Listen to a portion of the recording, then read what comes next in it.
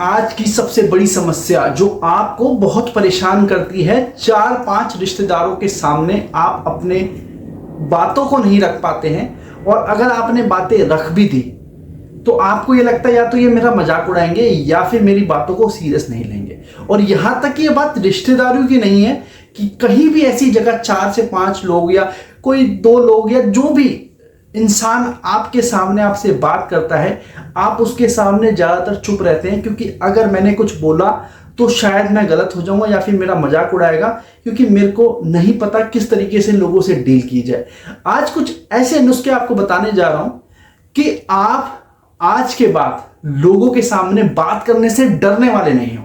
दूसरा सबसे इंपॉर्टेंट है कि आप अपनी बातों को किस तरीके से रखेंगे, यह सीखना होगा आपको, क्योंकि आज की डेट में बहुत से ऐसे लोग हैं जो अपने इस डर से जूझ रहे हैं, लेकिन कभी भी किसी के साथ में ये चीजें शेयर नहीं कर पाते कि किस तरीके से मैं इस डर से छुटकारा पाऊं, क्योंकि उनको ये लगता है कि अगर ये भी मैंने बोल दिया तो लोग मेरा मजाक उड़ाएंगे।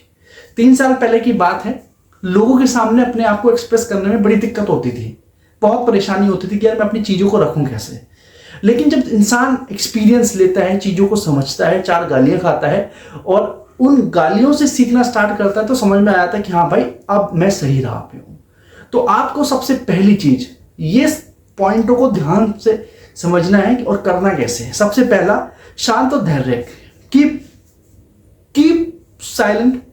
और दूसरा, अपने आप को पेशेंस इतना इस कदर बढ़ा लें अपनी लाइफ का कि आपका पेशेंस और साइलेंस दोनों ही मेल खा करके आप अपने आप को डील करें लोगों के सामने। क्योंकि कभी भी ये मत सोचिए कि अगर कोई इंसान आपके सामने कुछ बोल रहा है तो आपको फटाक से आंसर देना है, नहीं।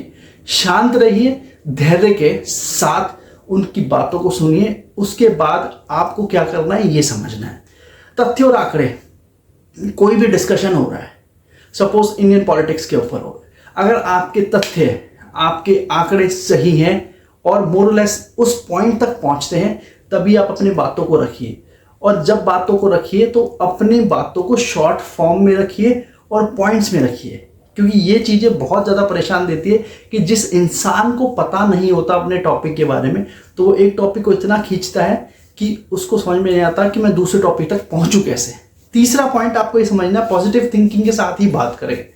नॉर्मली क्या होता है कि जब आप लोगों के सामने बात करते हैं ना, तो या तो आप अपना ईगो दिखाते हैं या फिर अपने तथ्यों को ऊपर रखने के लिए उनकी बातों को सुनते ही नहीं है। पॉजिटिव थिंकिंग के साथ बात कीजिए, क्योंकि जब कोई इंसान आपसे बात कर रहा है तो उसके पॉइंट को सही ठहराते हुए, चाहे वो गलत क्यों ना हो, अपने बात को रखिए। क्योंकि जब आपको कोई सही बोलता है ना, तो आप खुश होकर के उसकी बात को सुनते हैं। सपोज एग्जाम्पल के लिए मैं किसी से बात कर रहा हूं, ठीक है, उस इंसान ने मेरी बात को स्टार्ट कैसे किया, रोहित बिल्कुल ठीक कह रहे हो, आपकी बात बिल्कुल सही है, लेकिन इसके साथ साथ ये पॉइंट और है। तो आपको ये समझ में आ जाएगा कि किस तरीके से इसने आपको बेवकूफ बनाया। आपके पॉइंट्स आपको भी नहीं पता, लेकिन उसने आपके पॉइंटों को सही करते हुए अपने पॉइंटों को रखना स्टार्ट कर दिया। उसके बाद प्रॉपर लिसनिंग, बहुत टाइम हम लोग अच्छे तरीके से सुनते नहीं हैं लोगों को और अपनी पटर पटर स्टार्ट कर देते हैं, जिससे होता क्या है कि आपकी लिसनिंग पावर कमजोर होने की वजह से आप उनके पॉइंटों को समझ नहीं पाते और कुछ भी आंसर देना स्टार्ट कर देते हैं, जिससे कि लोग आपको बेवकूफ़ समझना स्टार्ट कर देते हैं। उसके बाद बहुत पोलाइट रहिए और बिल्कुल पोलाइट के साथ ही अपने पॉइंट्सों को रखिए। नेक्स्ट पॉइंट आपको ये समझना है कि कॉन्फिडेंस बहुत ज़्यादा इंपॉर्टेंट है।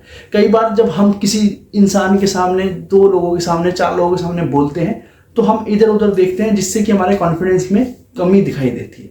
लेकिन जब हम उनकी आंखों से आंखें मिला करके अपने पॉइंटों को रखना स्टार्ट करेंगे तो हमेशा हम कॉन्फिडेंट दिखाई देंगे।